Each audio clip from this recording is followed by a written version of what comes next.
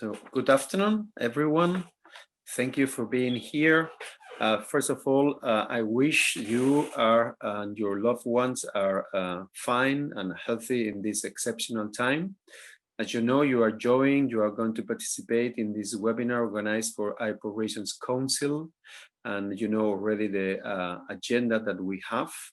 We have got more than 100 people to attend this webinar. We do really thank you as well. And we hope, and I'm sure the speakers, the 4 speakers they are going to talk in this webinar are going to fulfill your expectations. We are going to have the 4 speakers in one shot, and then afterwards we will have 20-25 minutes if needed for questions and answers that you may require to the any of the speakers, and for sure they will try to answer you. I do really thank especially to Mr. Julian Jäger, the CEO of Vienna Airport, Miss Flor Díaz Pulido, Head of Unit of Aviation Policy, and Miss Marylin, Bastin, Head of Aviation Sustainability in Eurocontrol. And they have been, we are very lucky and we are glad, and we do really thank them, because in this moments, you know, everyone in the aviation world is really busy trying to go over the pandemic consequences in aviation, in airports, in the islands, and how to handle from the policy and from the legal aspects, and for sure for the economic aspects. As my role is only to be the moderator and to welcome you, and it's a really great pleasure to give the first floor to Mr. Erich Valentin, our ASC president. Mr. Valentin, the floor is yours. Thank you. Thank you very much, ladies and gentlemen. Normally, I would like to say welcome in Vienna, in the name of the city of Vienna and in the name of ASC. We had to plan to make a conference a few days before Christmas in the most charming city in the Christmas time. We had the idea to have a conference, and thank you very much for the more than 100 participants they are today with us. And afterwards, we had the idea to show you the airport together with Mr. Jäger, whom I thank for his help in this conference and for the partnership. And afterwards to show you something which is interesting in Vienna. But the pandemic situation makes everything other. We are now in a very demanding situation, a very special situation. And in summer, my team, Sergi and me, we are thinking, what can we do? And we had the nice, I hope we had the nice idea. We copy from Disneyland. When you're waiting for attraction, and I hope that the conference next year will be an attraction for you. If you wait for this attraction, you spend much time in this spare time areas, and that the time is not so massive. You see a pre-show, and we tried to make this for you in this next minutes. And I say thank you very much for our 2 keynote speakers. To say thank you very much to Mrs. Flor Díaz Pulido for the Commission, and Mrs. Marylin Bastin from the Eurocontrol. And I hope we will see you again, more intensive, with your full competent repertoire of expertise than in Vienna. We plan to have this conference in reality at the 20 and 21 of May, hopefully looking for other pandemic situation. And I think the thematic is today not less important than before the pandemic, but more important. Because how to start out of the crisis, how to make aviation as an essential part of our life in the next years, new creating in a economical way, in a less carbonate way, in a sustainability way, is a chance. It's a chance which we are we are able to going together. And even in the last weeks, when we had the less meetings in reality, but in web, we feel that the working together is stronger as before. We need to know what our regions are doing. We have to give expertise. We have to give best practice. And best practice is one of the keywords of ARC. Best practice and working together with the other stakeholders. And I'm very glad that the airport, which is situated in my hometown, is an airport which practice this way of best practice. And even with two strategies, one strategy to make the airport with non-CO2 emissions, and the other to reduce noise around the airport. There are two strategies which are very essential, I think, for the next weeks and months, and for the way out of the crisis. I hope, ladies and gentlemen, that everybody who is today with us on air, that we take this Amish girl from a good kitchen to make your appetite for the goals of the next year we have together, and for the conference next year in Vienna. I want to say thank you very much to the two keynotes. Thank you very much to our partner in Vienna, the Viennese airport. But last but not least, I want to say thank you very much to all our regions. They put in their experiences in that hard days. And I want to say thank you very much for my team in Brussels, the team of ARC, which is busy, and everybody of you who is in home office or partly in home office is knowing how that's not so easy to make the emotional work of input every day without having the feedback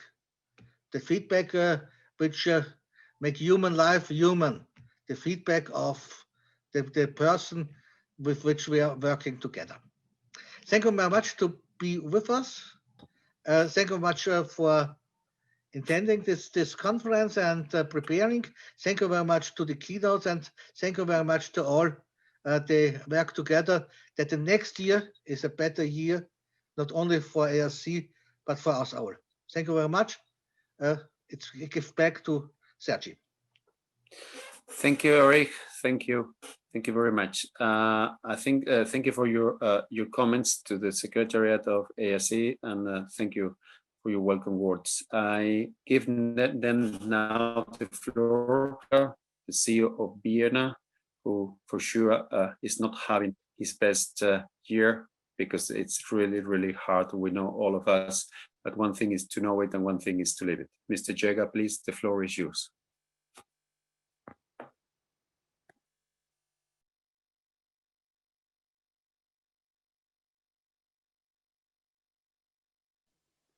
Good afternoon. Thanks a lot for having me. I would like to use my welcome words to give you a bit of insight on what's happening in Vienna Airport, about the situation right now, what we've done in the last few years with the communities surrounding the airport, and give you a bit of outlook how we see the next few years and the challenges of the next few years. Maybe to give you just in a nutshell some key information about Vienna Airport. In 2019, pre-pandemic, we had 31 million passengers. We are amongst the 20 biggest, or we used to be about amongst the 20 biggest airports in Europe. I think we are a good example for public-private partnership. Our key shareholders is the government of Vienna and the government of Lower Austria, and 10% are held by an employees fund. The rest is in the hands of private shareholders, and 10% are on the stock exchange. As Sergio Allegre said, we are, I think, in the midst of the deepest crisis of aviation since its beginnings. In October, we had a decrease in passenger numbers compared to last year by 86%. I think all over Europe, we are in some form of lockdown. In some countries, a bit of a harder lockdown. In others, it's not as tough. But I think overall, the passenger numbers declined over the last few months since August. I can tell you in Vienna, we are now again significantly below the 86% decrease we had in October. So, and personally, I think this is a situation which is going to remain. Personally, I think one thing which is my takeaway from the fight against this pandemic, that we need more Europe and not less Europe. I think what we see, and I think the aviation industry is experienced, and I think aviation and the tourism industry are probably the industries which have to face the crisis most. And I think we are suffering a lot, that every country has its own strategy to fight the pandemic. And unfortunately, the European Union is 27 individual member states without a coherent strategy. And I think this is something we really, really suffer from. And I think this is something we have to completely change in the future, when we are again concentrating on the fight against climate change and CO2 emissions. Our outlook for next year is that we hope, and I think in terms of how we feel and how the people working at the airport feel, what changed the mood here is obviously the outlook that there's now a vaccine available, or should be available in the next 3 to 4 months. There are already 3 suppliers who say or claim that they have highly effective vaccine. So we hope that from the second half of next year onwards, we will be above 50% of the passenger numbers we used to have in 2019, which is still a deep economic crisis for all the companies which are involved in aviation, but obviously significantly better than the situation we are facing today. I think personally it will take a couple of years until we are again on the 2019 levels. I think to a certain extent life will change through COVID-19. I think the way we work will change. I think the business travel will change. I think long haul will take longer to recover than the short haul traffic. So I think we still will have to face the consequences for a couple of years. What does this situation now mean for airport regions? And I can say we have a very, very close relation with all the communities around the airport, with the city of Vienna, but as well with the small communities around the airport. And I think the situation here has changed overnight completely. I think our airport region used to have essentially zero unemployment. I think, I mean, we are economically a very prosperous area, and the problems people had were traffic, obviously noise to a certain extent, and now it has changed. A lot of people now have to worry about their livelihoods. I think a lot of people, I mean, just think of cabin crew or pilots. 8 months ago, I would have thought if you're a pilot and if you're willing to move around the world, you don't have to worry about your job. I think the situation now has completely changed. So therefore, I think the situation for the airport regions has changed. And obviously, airports are an important source of jobs, of sponsorships, of a major source of revenue for the whole region. Again, I'm in principle optimistic that we will overcome this situation, and in 2022-23 we will be back to a certain new normal, and there I think we will have to focus again on the things we have been focusing now on the last 10 years, as Erich Valentin already mentioned. We have a noise charge scheme since 2010.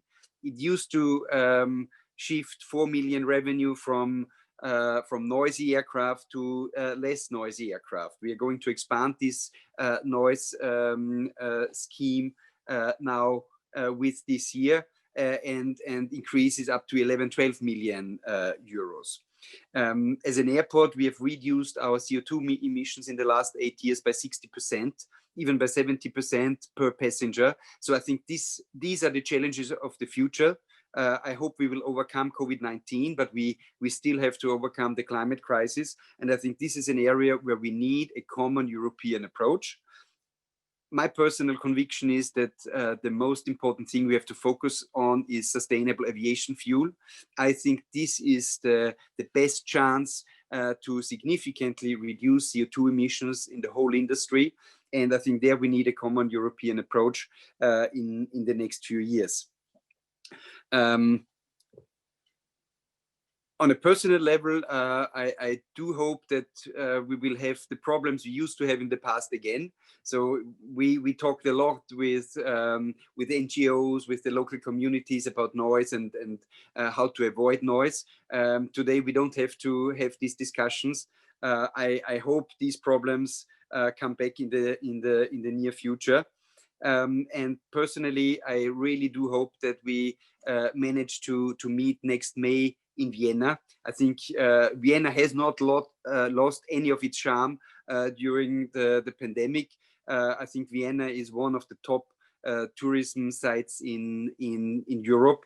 And although I think these online meetings are a great way to keep in touch, to get together, but personally, I think to have the look and feel of people, to have the look and feel of cities is much better. So therefore, I'm really looking forward to meet you all in May in Vienna. Yeah, enjoy the discussions. All the best, and see you in Vienna. Thank you, Mr. Jäger. Thank you very much for your words. I hope that you are too realistic for the future. That I hope really it gets much better for Vienna Airport, and in general as for whole Europe.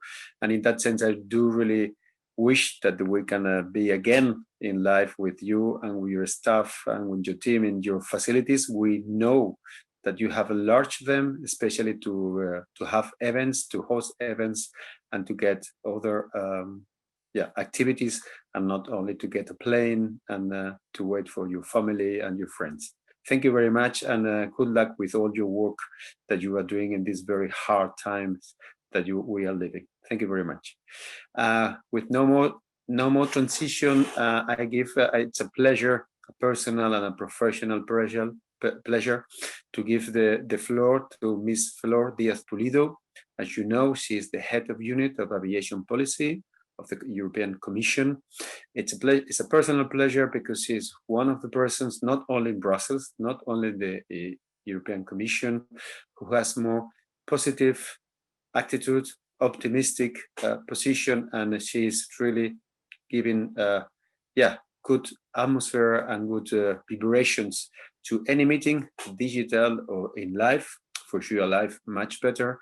And not only that, together with that, she's one of the persons who knows more about aviation, and now she's in a very hard and key position, because all what we have to do, not all, but a lot, it's connected with policy, that we're in a situation that no one expected and thought just 12 months ago, 10 months ago, but now they especially have to deal with. Flor, thank you very much for being with us again, and the floor is yours. Thank you, Sergi. Can you hear me and can you see me? Perfect. Okay. Thank you very much, and thank you for having invited us, the European Commission, to share with you the event today. I agree with both Erich and Julian that this is not the way I would like to be with you. I usually enjoy sharing my experience and sharing reflections together with an audience, but it is true that I still, after almost 8 months, I still find weird this way of being talking alone on my own, watching my own face with a screen in front of me instead of all of you. So looking forward to meeting again in Vienna in May, if this is possible. I will go directly into my intervention that links perfectly with the previous two one. It's clear that the year 2020 will go down in history as an extraordinary one. For everybody in the planet, clearly, but I think more especially for us, the people in aviation, because the COVID pandemic has literally turned the aviation world upside down. And from one day to another, the people simply stopped traveling, and this is still the reality on which we are today. We know that the traffic figures we have bring us back in the past to 1989. I was really young at that time. I cannot even believe that we have lost almost 3 decades in traffic in just 9 months. But this is the reality as it is now. And Eurocontrol figures tell us that in the most optimistic scenario, we will be back to 2019 by end of 2024. But in the worst possible scenario, it will take us a decade, 10 full years to be back where we were when we set by to the year 2019. And I think what it is clear now is that whatever reality we will get on the other side of the crisis, it will be a different reality. The world, the business models that will emerge are not the same that we left behind in 2019. And we have huge challenges ahead, the whole industry together. And this is why today's session is an opportunity to discuss not only the crisis on which we are now, but to reflect together on the future, on how we can frame a new reality with the recovery for the aviation sector that allow us to go back to business as at least as we were used to in 2019. I will divide my intervention in what the Commission is doing at very short term, and what is the path to recovery. At short term, our priority is to restore the air traffic. The main reason why passengers are not traveling today is the uncertainty that surrounds the possibility of traveling. Will I be able to come back? Will I be forced to get into quarantine? How many times I need to test myself to be able to be sure that I will be allowed to take that plane? Without a strong commitment to free movement, something similar to the green lanes for freight that the Commission has succeeded in putting together, if we do not get something similar for passenger transport, there will not be any resumption of transport activity. So this restoration of the full freedom of movement is the priority for the Commission today. And for that, I want to make very clear that for the Commission, we consider that rules allowing member states to easily ban intra-European flights are not any longer necessary. And what we are trying to incentivize beyond quarantines and beyond tests is a common digital passenger locator form. We are working on it with member states, with the EASA, with the EU Healthy Gateways Joint Action. And the idea is to have a pilot test platform that would interlink the national operational systems by the end of the year. The idea is to come up with a system that will be voluntary and that will start with aviation by the beginning of 2021, and then little by little to extend it to other modes of transport. This is what we are doing at very short term, but we've been very busy, as Sergi mentioned before, in adopting measures that would bring flexibility to the market to allow all of you, the real stakeholders, the real players on the aviation sector, to cope with the pandemic. And I would mention three kinds of set of rules. We've been working in bringing flexibility to the regulatory framework. We have worked in bringing flexibility on the way member states can bring money into the sector through state aids, and we have come up with money of our own, European money, in a sense. Then regarding the first of the three, the flexibility to the current regulatory framework, I would like to mention the work that we have already taken on the slot, for instance, bringing a full waiver for until the end of this winter season. And there, I would like to tell you that the Commission is about to adopt a new proposal to reflect on how we can still bring relief to the use of slots beyond the winter season 2020-2021, in line with what we reported back on the 14th of October for slots. We have brought flexibility on the air services regulation 1008, on the operating license. We have brought flexibility on the possibility to keep ground handling contracts longer than in the past.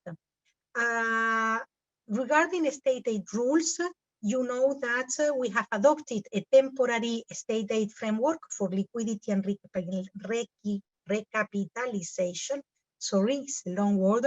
And that we have prolonged the state aid temporary framework until mid of next year, and the provisions on recapitalization until September 2021. So you see, at the beginning of the crisis, we were just thinking with a timing frame of summer, and now we are already projecting ourselves beyond summer 2021 until September or even later. And the third bunch of measures that I mentioned was what I said, the Commission bringing European money. You know that the Commission has put forward a recovery package that is completely unprecedented. It's the first time that we have something like this in the Union. It is unprecedented in nature because it will mobilize the entire EU budget. It is unprecedented in the means we used, because for the first time, the Union is raising capital from the market with new own resources, and it is unprecedented for the volume, because never before we put together and we mobilize together such a huge amount of money.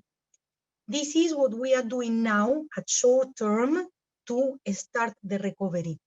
At long term, and there I am moving now into the second part of my intervention and linking more with what Marylin will say after me, we know that the COVID-19 crisis for the long-term vision has underlined the need to increase resilience in the transport system.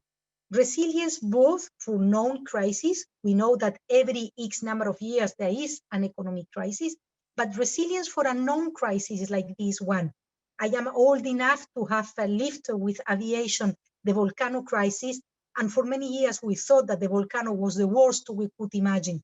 Nobody could think in 2010, when we were living the volcano crisis, that 10 years later the COVID would be much worse than those 2-3 weeks we all remember back then. And to increase this resilience, the European Commission is about to adopt a new, smart and sustainable mobility strategy.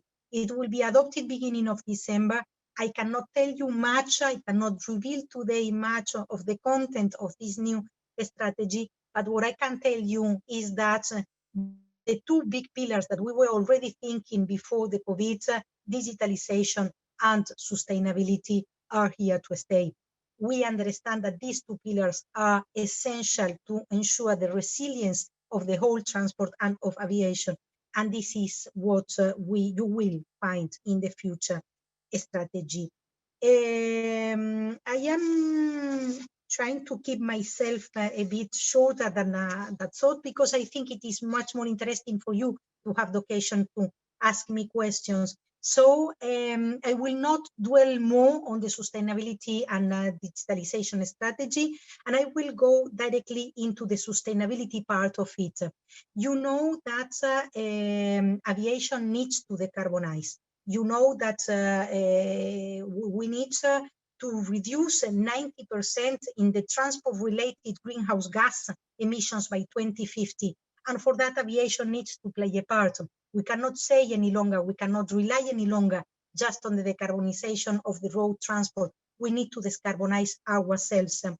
And we know, because we are all aviation people, that we have already been doing so, that we have already been committed to this decarbonization, and that we have the basket of measures. Marylin will talk more about the ATM and about the research and innovation part of the basket of measures.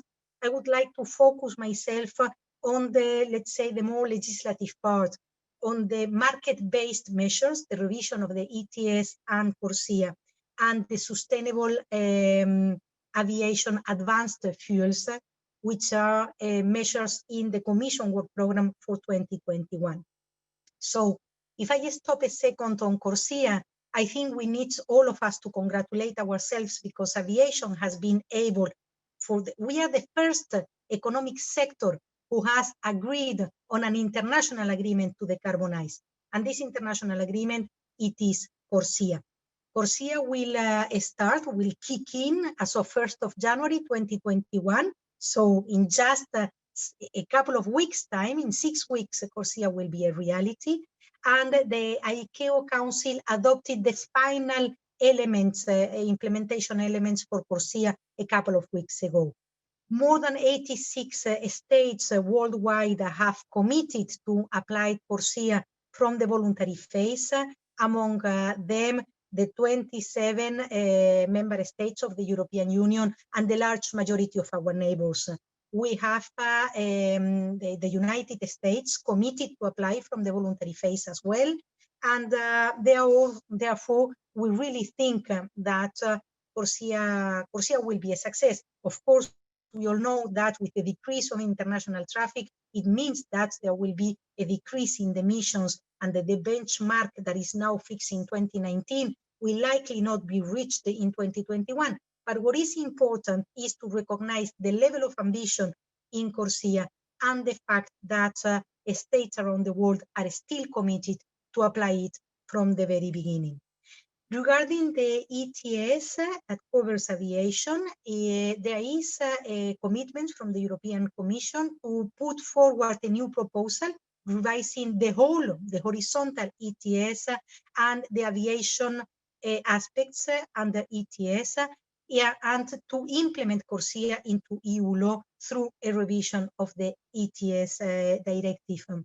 This will come in June next year. It is scheduled for adoption by the Commission by June 2021. And you know that our President, Ms. von der Leyen, has committed to start phasing out the level of free allowances that some air carriers enjoy today.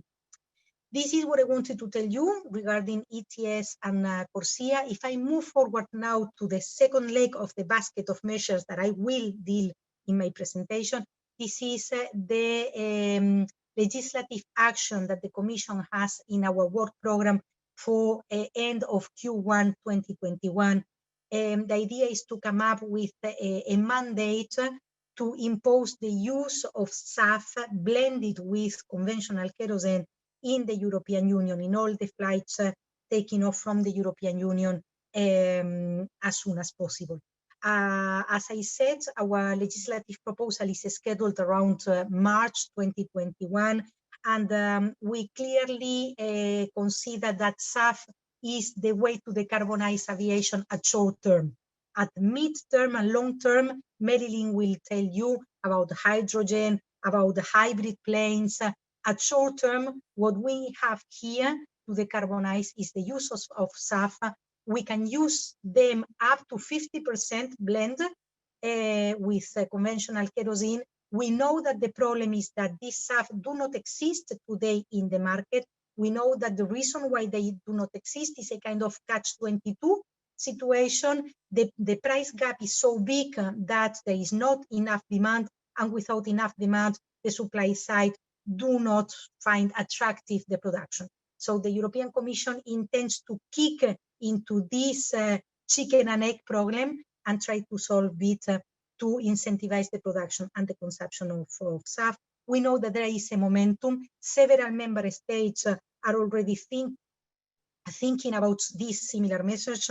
For instance, Germany, Netherlands, France, Spain, Finland, Luxembourg. So this is the right time to do so. And with that, I've mentioned you the three big legislative proposals that we have in our pocket to decarbonize aviation in the near future. I am getting into my concluding remarks, and let me conclude by sharing some thoughts. The first thought that I want to share with you, and Sergi says that I am an optimistic person, I am optimistic. There will be aviation on the other side of this crisis. But it may be different than the aviation we knew until 1 year ago.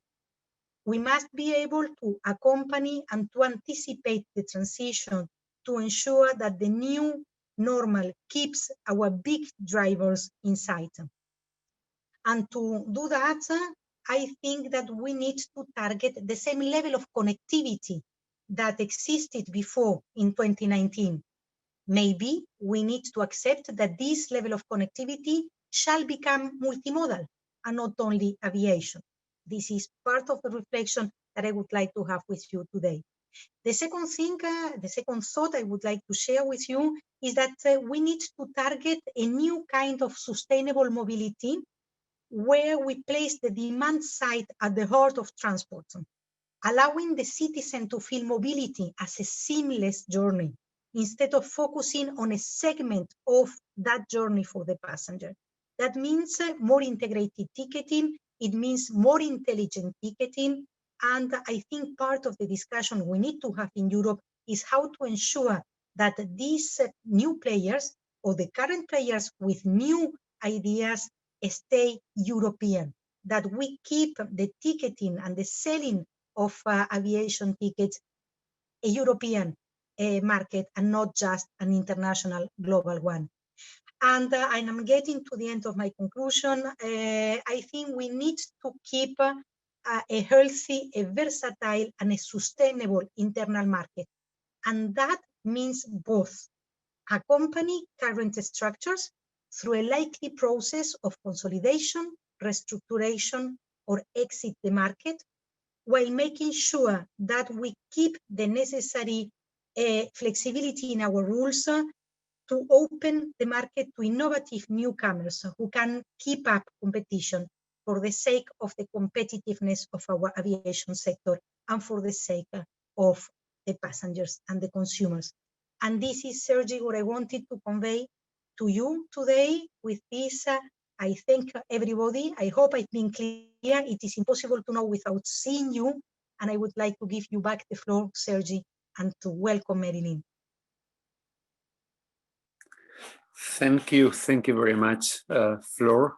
Like always, clear, direct, saying the truth, and even if the truth is not what some people want to hear, but the truth is the truth, and we have to handle with the truth, especially people like in your position and your responsibilities at the European level. What is much complicated, because we are a great family, but not such an easy family, and as you know, and like all great and big families.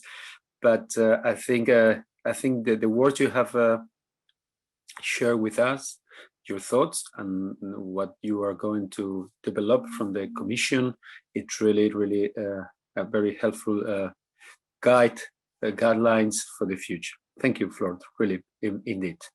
I have the pleasure now to give the floor, because I do really agree with you as well that the most important are the questions from people, from the audience, because the ones we are here, that you are here, are the ones who want to be. So for sure, their questions will be not just general question, if not very concrete from important perspectives and direct perspective they have.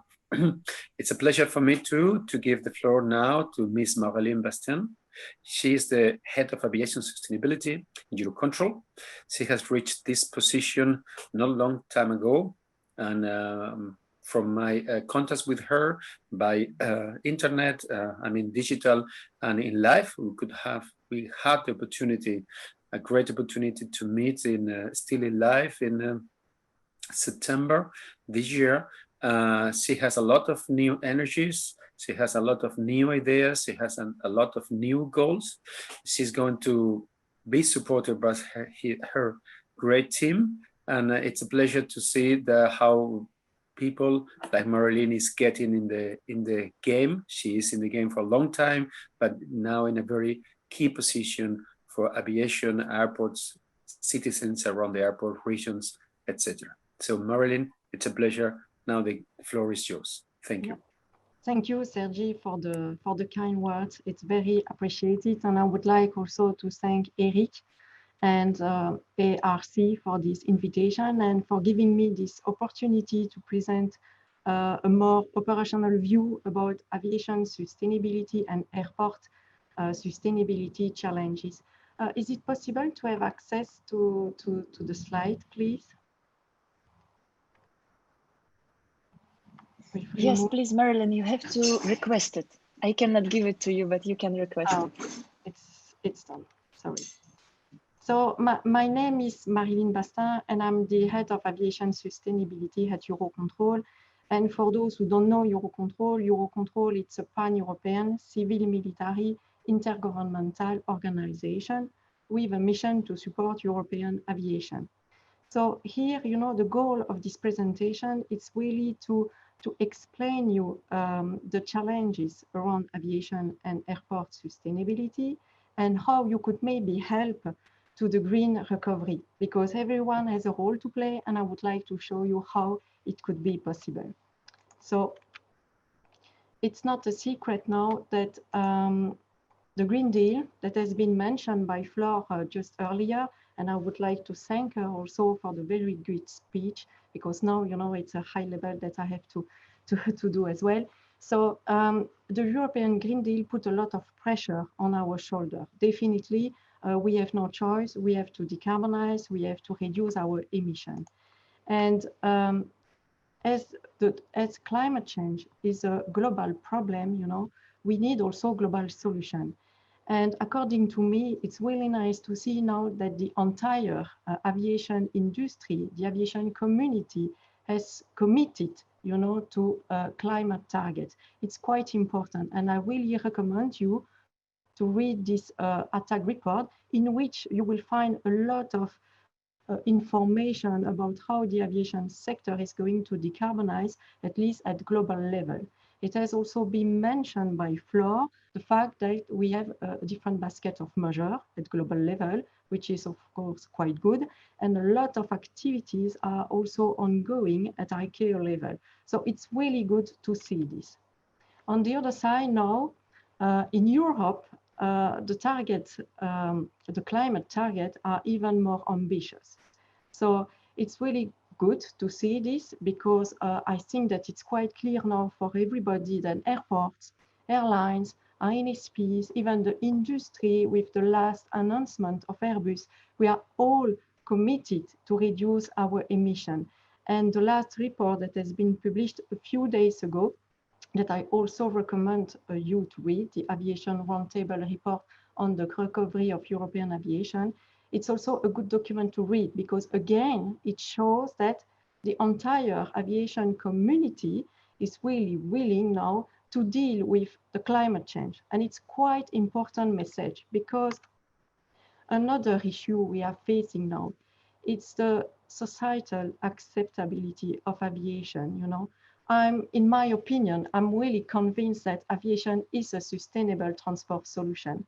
But I think that we are suffering from a lack of robust communication now. And why? Because we are lacking of data, of good data that are able to show what the aviation sector and what airports, what airlines, what INSP are really doing to reduce their emission. And it's not only about emission, it's also about noise. and new entrants like drones or supersonic aircraft that are coming, we have much more challenges than before because we have much more aspect to deal with. There is also this non-CO2 aspect, and I know that a report has been published yesterday or even the day before by EASA about the impact of the non-CO2 aspect. And again, it's a new challenge in front of us, but it's not really a new challenge because non-CO2 aspects are already known by the sector for many years. And I must say that we are already working on it. So don't be too much worried on this because there are already a lot of initiatives that are ongoing trying to deal with these contrails and this non-CO2, but we should not forget them, of course. So in terms of operational project, for instance, we have already some project with MUAC or with NATS to try to avoid contrails. But it's not so easy because when you try to avoid contrails, you will maybe consume more fuel because you will not fly at your optimal fuel level. So it's all about the trade-off. And it's the same with noise, you know, because we have to deal with this noise versus emission. And if I come back to this, you know, during this COVID crisis now, people got used to these empty skies. So yes, that's true. We don't have any problem anymore with noise now, but we could expect some problem when the traffic is back. So we have to deal with this. It's why aviation or airport, ATM, sustainability challenges are quite high. We have a lot of challenge in front of us, meaning a lot of work to do, but I'm quite optimistic as well. I'm like Flor on this. I really believe in our sector because I know that we are committed to improve and we do already a lot of effort to reduce our impact on the environment. So, of course, this very bad scenario in terms of traffic or the different scenario that we have foreseen for the next year to come doesn't help us a lot because we lost a lot of jobs, meaning that we have less resources also to work. So it's clearly not easy. The lack of cash is really a problem because as I have just explained before, we have much more challenges than before with less money and less resources. So indeed, it's quite challenging. So how can we build back better? This is the question. And for me, you know, on short term, it's all about collaboration and optimization. And on this, you know, again, you have a role to play. So the first things, if you remember, I told you that we are suffering from a lack of communication. So we are working a lot within Eurocontrol to try to deal with this. And we have a new portal on which you can find some useful data for you. So it's called the Aviation Intelligence Portal.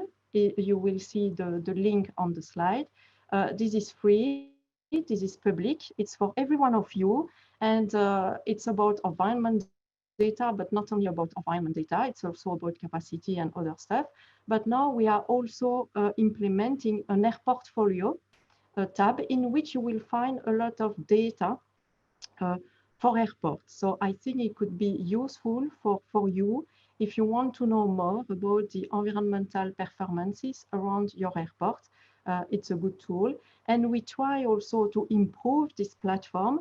So we are also listening to you. So if you have some data in mind that you think are missing and so on, you can still contact us and we will try to improve this. So based on this data, because there is a need to provide more data, but what could we do with this data? The idea of having more data, of course, is to identify where are the inefficiencies and how could we improve. So what I want to tell you now is that all this initiative to optimize, to reduce our CO2 emission or to reduce noise are already happening now. It's not only for 2035 or 2050, it's already happening now and because of this collaboration. So here is 3 examples that I would like to explain because you could have a role. So the European CCO/CDO action plan, for instance, that has been published the 6th of November. In this European action plan, you know, this plan has been drafted with airports, airlines, INSPs, but also associations.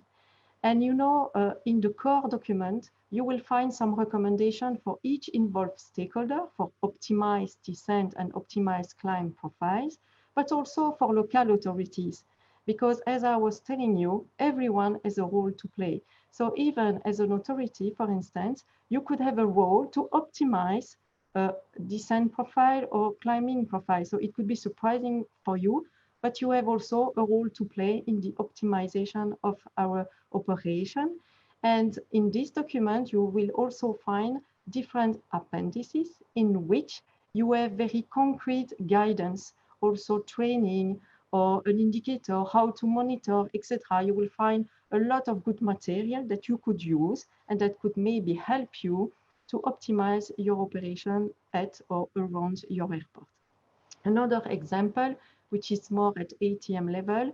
So it's the network manager together with many operational stakeholders. They succeeded to remove 1,200 network restrictions from the network to offer a better flight planning option to the airspace user, meaning that at the end, the airline were able to save up to 26,000 nautical miles per day, and of course the associated CO2 emission. And we have also another program, which is also managed by the network manager, but again, together with the operational stakeholder, it's our operational excellence program. And then on this, I would like to come back to Erich, what he said at the beginning of this session, you know, on the fact that it's all about best practices, exchanges, and so on, because it's exactly the purpose of this program. It's all together, we exchange, we try to optimize, and we define a kind of implementation plan on which we all agree together and we move forward. And it's really short-term action that can be done.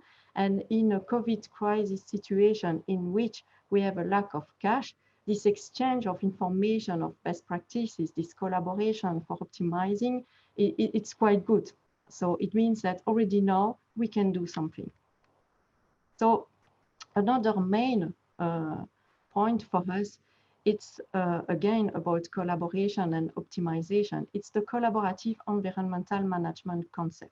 So I know that already many airports in Europe have already this platform that is working well. I was chairing the CEM at Brussels Airport when I was working for Skies in my previous life. So I know that it works well. But again, here, you know, it's quite important because it doesn't cost a lot of money. It's all about being together around the table. It's airports, airlines, and INSPs discussing together about noise, local air quality, or emission, and trying to find how we could reduce our environmental impact that are related to our operation. So it means that all together we are going to find some quick wins or some improvement that could be easily implemented to optimize our operation. And of course, the outcome of this CUM discussion could be used by local authorities, local regulator, or your CEA, and so on, to feed the discussion about what could be done. So I really believe in this concept because, you know, you have no idea how much we can improve by just discussing and better understanding the challenges of each other. And for feeding the CM discussion, or maybe to help you to identify what are the problems that you could have at your airport or around your airport, we also provide two different tools within Eurocontrol. The first one is Impact, and the second one is OpenALAC. So Impact is already used by different authorities for noise modeling, but also for emission modeling. And for emission, it's not only about CO2, it's also about NOx and many other pollutants. So at least you could monitor this at your airport. And OpenALAC, it's mainly focused for ground operation, on which also you can find some interesting data. And if you feed this program with data for vehicle, you can also compare with vehicle emission and aviation emission at your airport. So again, you will find more information in the link on the slide. But all this optimization and collaboration, it's good for now, meaning on short term. because we need to optimize. So it's already happening now. So we are reducing our emission. We try to reduce noise and to have a better air quality. So this is really nice. But of course, about decarbonization, if we want to reduce and to go to this 90% reduction or to be net zero emission by 2050, we need more than just optimization. We need disruptive technology. We need big changes. And for this, you know, innovation and research is really essential. And for this, funding is the key. So it has been mentioned by Flor also, but sustainable aviation fuel is really a main driver. So we really need to incentivize and to promote the use of sustainable aviation fuel because it will mainly contribute to CO2 reduction. And we, of course, need also new kind of aircraft, like hydrogen aircraft, hybrid aircraft, electric aircraft. But of course, maybe these aircraft will be different from the current fleet that we have. And so we need to identify what will be the impact of this new aircraft technology on the ATM network. And it's why we still have a lot of research to do on the ATM side, because we need to provide a better network, a more scalable and resilient network. And we need to adapt our network to this new aircraft technology and to this new entrant. So a lot of work has to be done yet.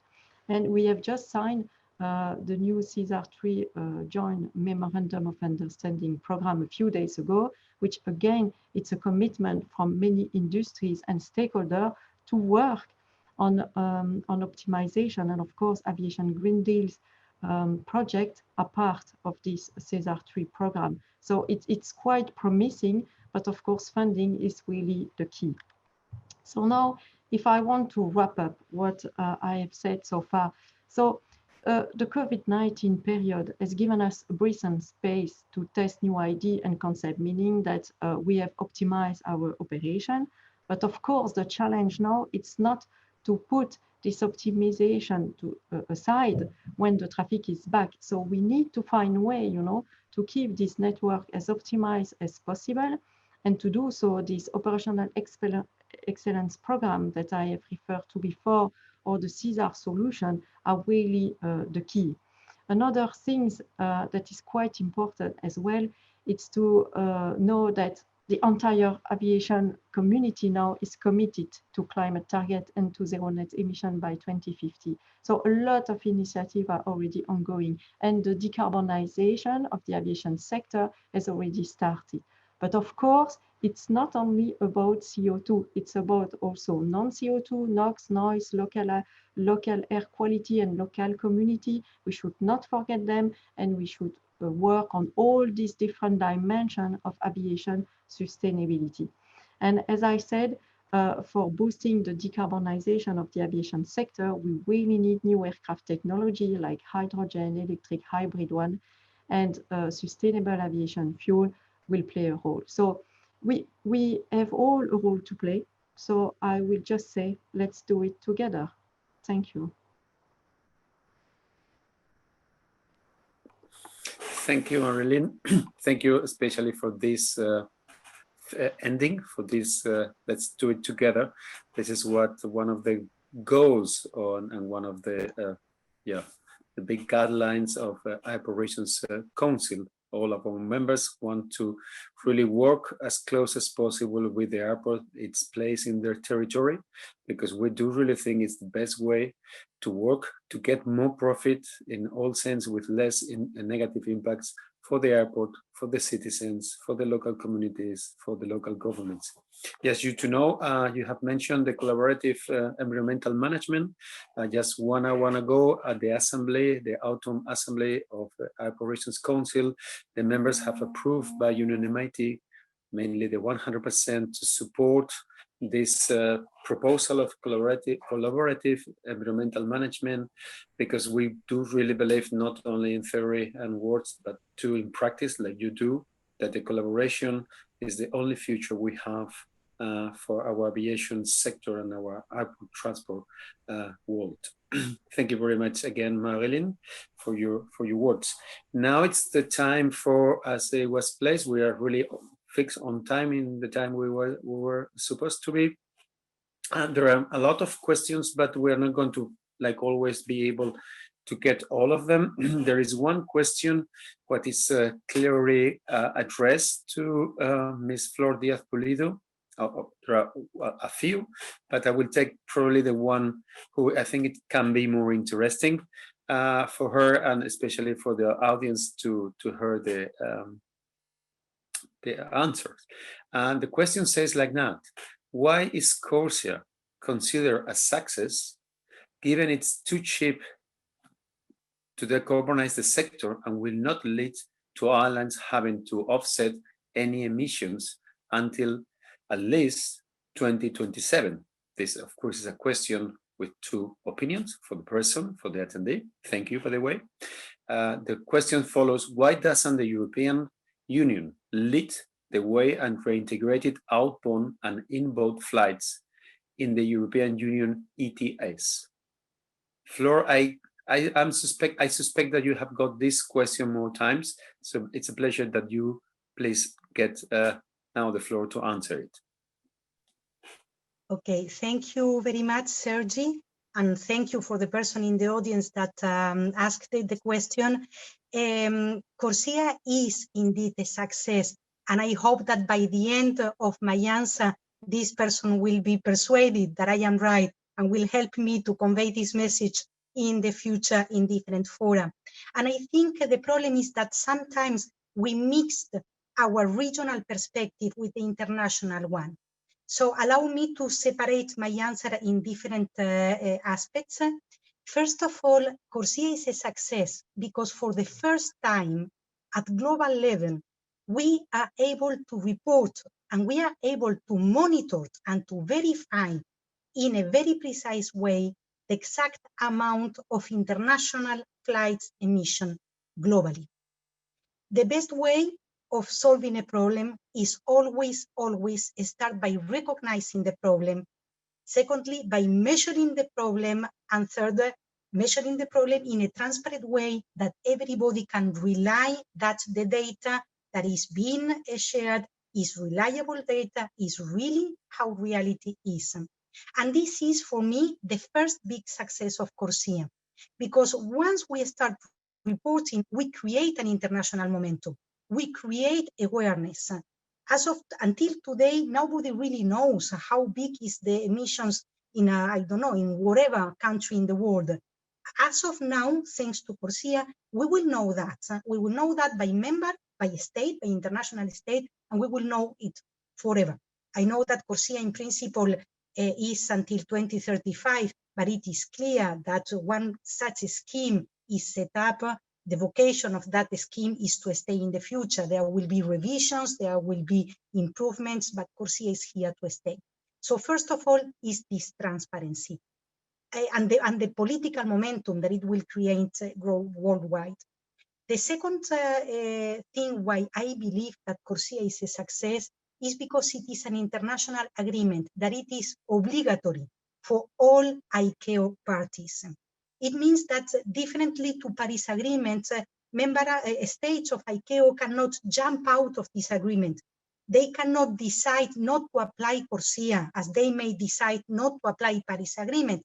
This is not the case. Corsia is obligatory.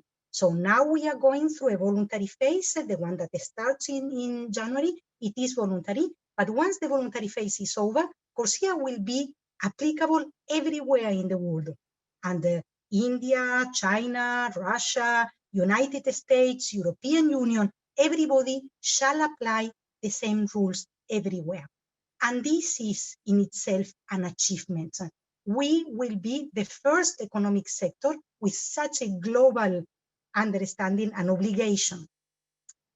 It means that, for instance, a flight between New York and Buenos Aires, or between New York and Cape Town, which there is no way that we will ever cover such a flight under ETS, will be covered by Corsia.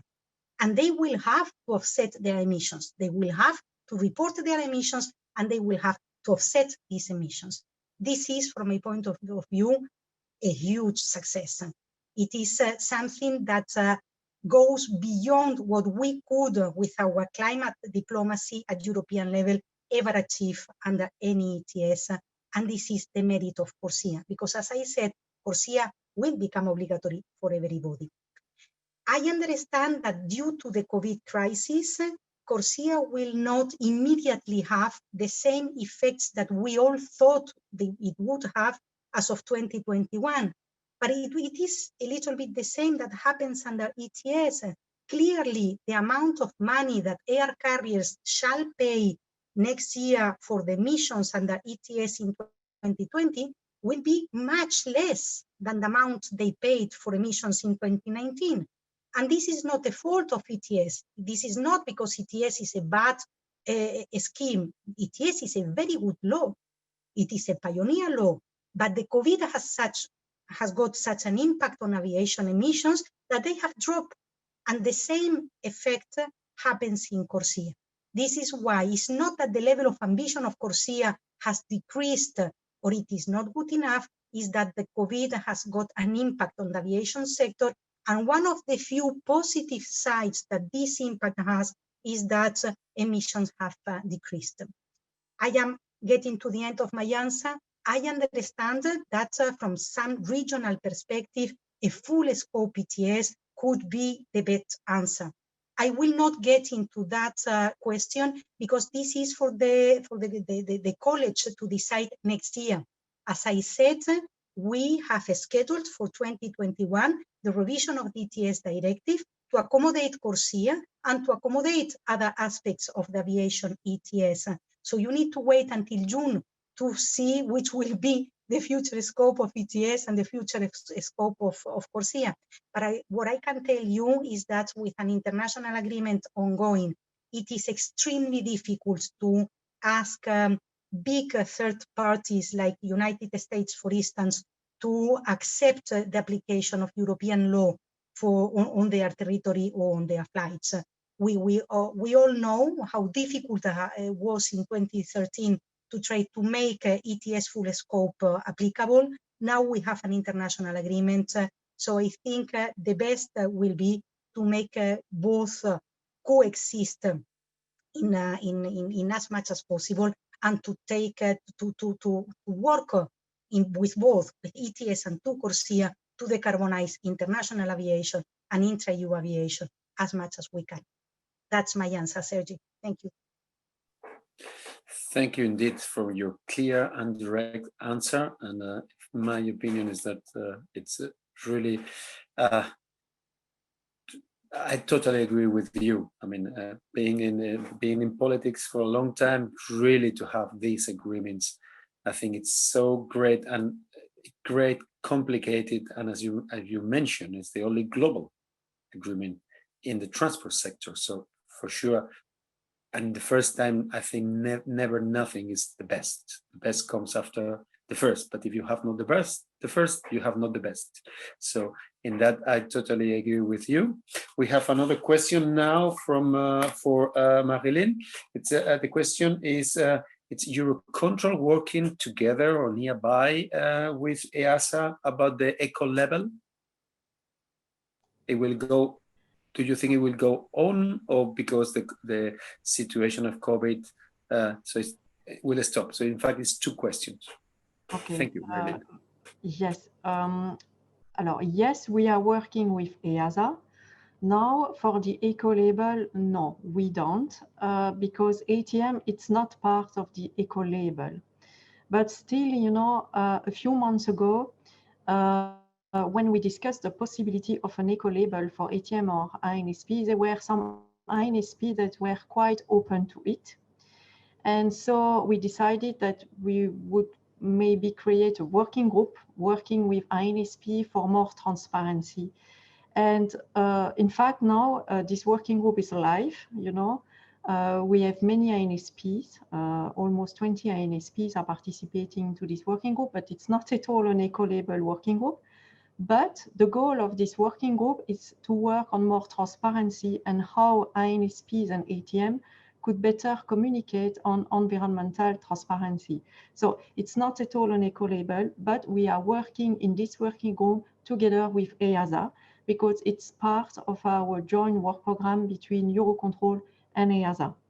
But EASA is still working on the label for airlines, but it's another topic, you know. It's nothing to do with ATM or INSPs.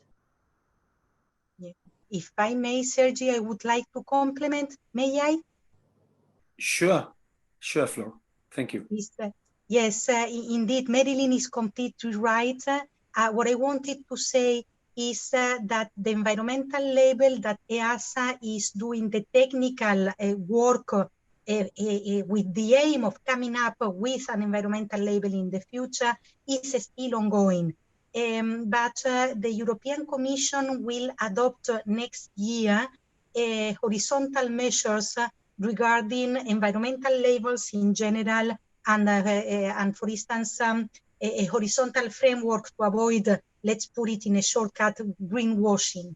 So EASA's work will be framed into this future horizontal framework to be adopted by the Commission, and we think that the environmental label will likely come a little bit later than it was thought at the beginning, so maybe somewhere by the end of 2022. It is still to be decided. Once EASA will handle the technical work to the European Commission, we will have to decide what will be the legislative measure or the legislative nature of such a measure. But the work is still ongoing, knowing that due to the COVID impact on the industry and member states have requested as well to slow down a little bit the path, and with these new future frameworks that the Commission will adopt next year, the idea is indeed not to get the label by the end of 2021, but a little bit later, end of 2022, most likely. That's all. Thank you. Thank you, Flor. I think we are going to try to be on time, so we are going to close this webinar. I do really want to thank you, all of you, for being here. Thank you very much to Mr. Valentin, Mr. Jäger, Ms. Díaz, Flor, Pulido, Ms. Díaz, Ms. Díaz Pulido, sorry, Flor, and Ms. Bastin. You have not seen them, you have not heard them, but I want to really thanks to Elena Maximova and Gabriele Deca. They are the ones behind with other people, but especially them, in order to have this webinar this afternoon. We are going, as you know, I think I mentioned at the beginning, we have recorded it, and we are going to send it in our newsletter. We are going to hang it in our web, and we are going to send you tomorrow or latest Monday to all of you. And just to finish with my final words, my bye-bye words, remember this has been, I'm Spanish as well, like Flor, this has been a very, very good tapa. So the idea is really to have the 20 and the 21, hopefully a live event. We will for sure invite Ms. Flor Díaz Pulido and Ms. Marylin Bastin to join us with other speakers, and we hope to see you there, to meet you there in live. And from now till then, please, and most important, stay healthy. Thank you very much, and thank you, and see you again soon. Thank you. Thank you, Sergi. Thank all of you. Thank you. Thank you. Thank you.